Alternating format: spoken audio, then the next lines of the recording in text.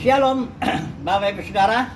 Kita lanjutkan studi kristalisasi kita di kitab Kidung Agung. Ini yang tema yang kedua. Saya mengulangi dulu cerita yang sebenarnya menurut pandangan penafsiran modern ya. Karena kalau penafsiran tradisional, Kidung Agung itu tokoh utamanya cuma dua, yaitu Raja Salomo dan mempelai perempuannya yang dicintainya. Tapi dalam penelitian belakangan ini justru menemukan bahwa sebenarnya ada tiga tokoh utamanya. Yang pertama Raja Salomo, kedua mempelai perempuan yang dicintai Raja Salomo, yang ketiga ini seorang gembala yang menjadi kekasih daripada mempelai perempuan ini yang dicintainya. Ceritanya ini kita melihat di sini ada katakanlah rayuan-rayuan Salomo ya, kepada si perempuan ini. Ini perempuan dibawa di lingkungan istana, entah bagaimana caranya. Ada beberapa pandangan dia diculik dan belum dinikahi oleh Salomo ya, walaupun Salomo sudah mempunyai banyak perempuan, selir dan sebagainya ya, permaisuri, tapi belumlah itu. Jadi ini ceritanya si perempuan ini masih suci lah seperti itu ya. Dan ketika Salomo mencoba merayunya, kita melihat ya di pasal 1 itu ayat 9 sampai 11 ya, kita baca dulu sebentar. Dengan kuda betina daripada kereta-kereta Firaun kuumpamakan engkau, manisku ya, moleklah pipimu di tengah perhiasan-perhiasan dan lehermu di tengah kalung-kalung. Sini dikatakan Salomo bilang, ini dia janjinya, kami akan membuat bagimu perhiasan-perhiasan emas dengan manik-manik perak. Ya ini karena Salomo seorang raja dengan segala kemuliaannya. Nah, tentu dia merayunya dengan juga selain kata-kata, tapi juga janji bahwa ya akan mendapat emas dan perak lah, kira-kira begitu. Tetapi ternyata perempuan ini dengan tegas menolak cintanya Salomo. Ya, kalau kita melihat di penolakannya ini di pasal 8 ayat 6 sampai 7, ini jelas saya baca dulu lagi ya, saya ulangi dulu sebentar. Ayat 6 sampai 7 dikatakan penolakan ini, taruhlah aku seperti meterai pada hatimu. Ini dia bicara, ini si perempuan ini kepada kekasihnya ya. Taruhlah aku seperti meterai pada hatimu, seperti meterai pada lenganmu, karena cinta kuat seperti maut, kegairahan gigih seperti dunia orang mati. Nyalanya adalah nyala api seperti nyala api Tuhan. Air yang banyak tak dapat memadamkan cinta. Sungai-sungai tak dapat menghanyutkannya.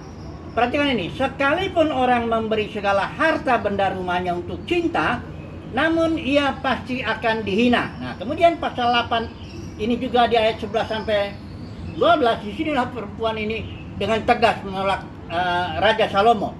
Dikatakan ayat 11 ini, Salomo mempunyai kebun anggur di Baal Hamon. Diserahkannya kebun anggur itu kepada para penjaga, masing-masing memberikan 1000 keping perak untuk hasilnya. Nah ini ayat 12 si mempelai perempuan ini ngomong begini, kebun anggurku yang punyaku sendiri ada di hadapanku. Dia bilang begini, bagimulah 1000 keping itu, hai Raja Salomo ya, dan 200 bagi orang-orang yang menjaga hasilnya. Jadi artinya dia nggak terima itu ya. Kemudian ayat terakhir inilah happy ending ya, pasal 8 ayat 13-14, inilah si mempelai perempuan ini bersautan ya dengan gembala yang adalah kekasihnya. Gembalanya ngomong begini, ayat 13, hai penghuni kebun, teman-teman memperhatikan suaramu, perdengarkanlah itu kepadaku. Dia minta kepada si gembala ini, minta kepada kekasihnya, perdengarkan suaramu, nyanyian. Nah, ayat 14 si perempuan ini ngomong, cepat kekasihku, ini ya cerita lagunya ya, berlakulah seperti kijang atau seperti anak rusa di atas gunung-gunung tanaman rempah-rempah. Jadi intinya ceritanya pending ya, dia menolak cintanya Raja Salomo, kemudian dia kembali kepada kekasih sebenarnya, yaitu seorang gembala. Nah, ini cerita seperti ini kita mau ambil satu bagian yang dimana perempuan ini bermimpi ya, karena kita tahu kan perempuan ini nanti kita akan alegorikan dia bahwa dia simbol gereja. Dia bermimpi ditinggalkan oleh kekasihnya. Perhatikan ya, pasal 5 ayat 2 sampai 8. Saya nggak baca semua, tapi kita lihat aja intinya daripada mimpinya ini. Dikatakan ini pasal 5 ayat 2, aku tidur tetapi hatiku bangun. Nah, ini artinya dia sedang bermimpi ini sebenarnya kalimat ini ya. Dia mendengar bahwa kekasihnya itu si gembala ini ngetok pintu. Diketok-ketok-ketok, begitu dia buka, nggak ada ternyata. Ini namanya mimpi ya. Dan dia setelah dia bangun, dia betul-betul cari kekasihnya sampai ditemui peronda-peronda ayat 7 ya, dan dia dicurigai sebagai perempuan nggak benar, bahkan dikatakan dipukuli, dilukai ya, selendangnya dirampas oleh penjaga-penjaga tembok.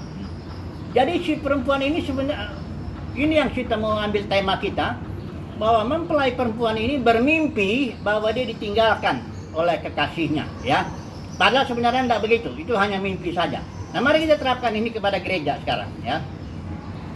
Kita tahu Salomo ini simbol lah, katakanlah simbol dunia ini dengan segala kemuliaannya, harta benda apa sebagainya itu ya. Sementara si perempuan ini gereja ya, yang mencintai kekasihnya, yang tentu walaupun dia seorang gembala, dia itu sebenarnya simbol daripada Kristus ya.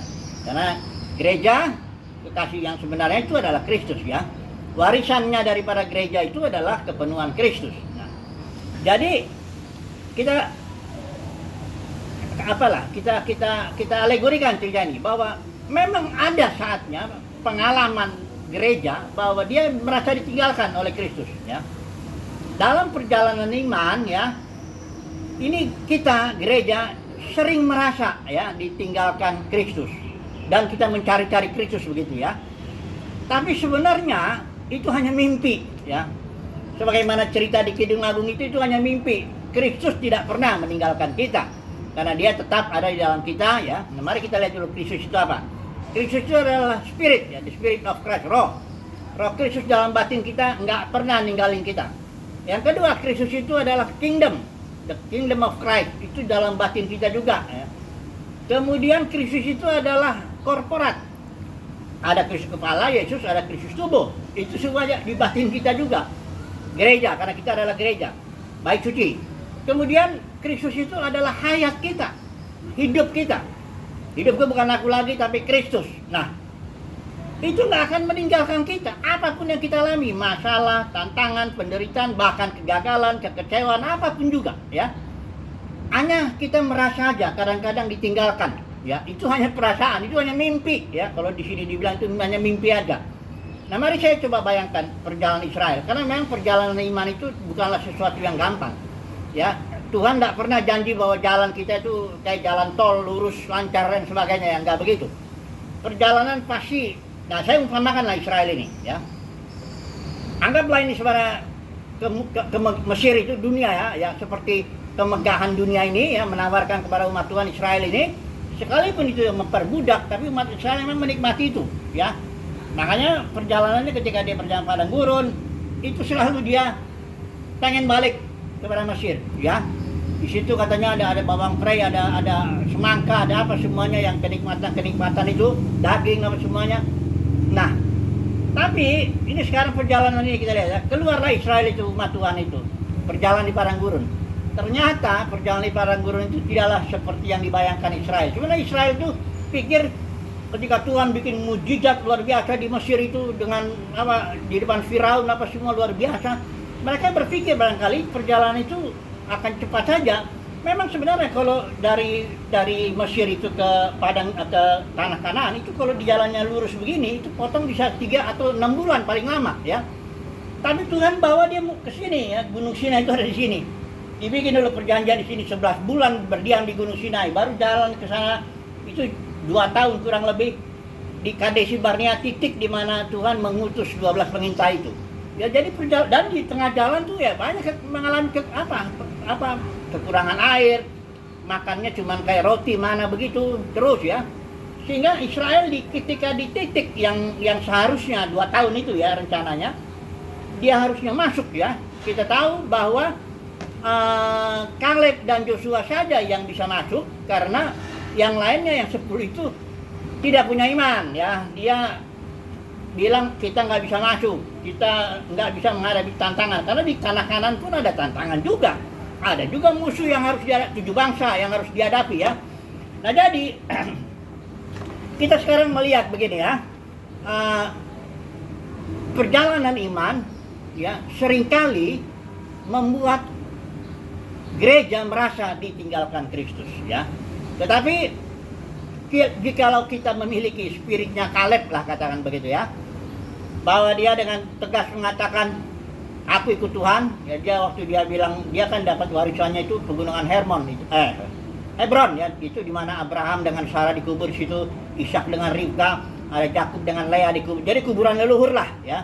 Kalau bagi orang Israel dekat ke situ berarti dekat dengan janji Tuhan, dekat dengan Yahweh sendiri ya, karena bagi orang Israel itu konteks perjanjian lama dekat kuburan itu luar biasa. Jadi tanah Hebron itu punya suku Yehuda, punya Kaleb ya, karena Kaleb itu sungguh-sungguh.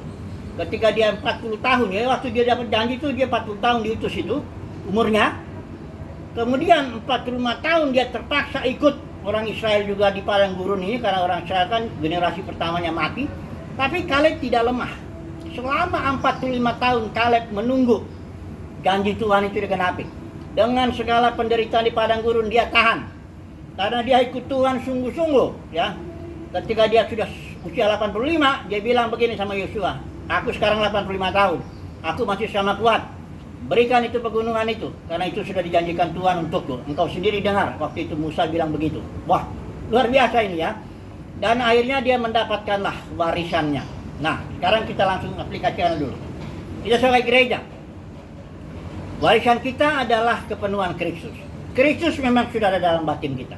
Kristus memang adalah kerajaan surga dalam batin kita. Kristus itu adalah roh dalam batin kita, tidak pernah meninggalkan kita apapun penderitaan yang kita alami. Kristus juga adalah hayat kita dalam batin kita ya. Hidup kita bukan lagi kita, tapi Kristus. Cuma masalahnya perjalanan iman ini, Bapak Saudara, itu penuh dengan kesusahan. Tuhan nggak janji itu. Karena bahkan Tuhan bilang sama Yesus pernah bilang di khotbah di bukit, ada dua jalan. Ada jalan yang pintunya lebar, jalannya besar, itu banyak orang lewat situ. Tapi itu menuju kepada maut. Nah, ada jalan pintu yang sempit, ya, jalannya sesak, itu justru yang menuju kepada kehidupan. Jadi kalau kita mau menjalani hidup ini dan mendapatkan warisan kita kepenuhan Kristus, dijamin ya, kita akan menempuh jalan yang susah. Bahkan Paulus dengan tegas bilang, barang siapa yang mau hidup beribadah kepada dalam Kristus Yesus, ia akan mengalami aniaya. Jadi kalau kita mencari selalu jalan yang enak, yang aman, yang ini, itu bahaya, hati-hati. Kita ikutin aja lah terus ya, dengan jaga iman, ikut Tuhan sungguh-sungguh, pelihara iman. Kita rindu seperti Paulus ya, di akhir kehidupannya Paulus bilang ini, aku telah mengakhiri pertandingan yang baik, karena kehidupan itu kan pertandingan. Aku telah mencapai garis akhir ya, karena perlombaan begitu ya. Terus terakhir yang penting ini, aku telah memelihara iman. Nah, jadi disinilah kita sebagai gereja, jangan pernah punya pikiran-pikiran atau perasaan seolah-olah Kristus meninggalkan kita. Enggak. Walaupun kita gagal, walaupun kita menderita, walaupun kita mengalami konflik, apapun juga, Kristus tidak meninggalkan kita. Yang penting kita ikut Tuhan terus ya, kayak Kaleb, sungguh-sungguh, dan pada akhirnya kita akan mendapat warisan kita kepenuhan Kristus. Apabila Kristus yang adalah hidup kita, ini ayat penutup ya, Kolose. Apabila Kristus yang adalah hidup kita menyatakan diri kelak, nanti kedatangan yang kedua dia menyatakan diri. Kita juga akan ikut menyatakan diri bersama-sama dengan dia, bukan dalam penderitaan, tapi dalam kemuliaan. Kerajaan surga datang ke muka bumi penuh kemuliaan, kita memerintah bersama dengan Kristus untuk membebaskan ciptaan. Tapi sabar saudaraku ya, kita jalani aja dulu kesusahan, penderitaan ini semua. Ingat, Kristus tidak pernah meninggalkan kita. Haleluya, amin.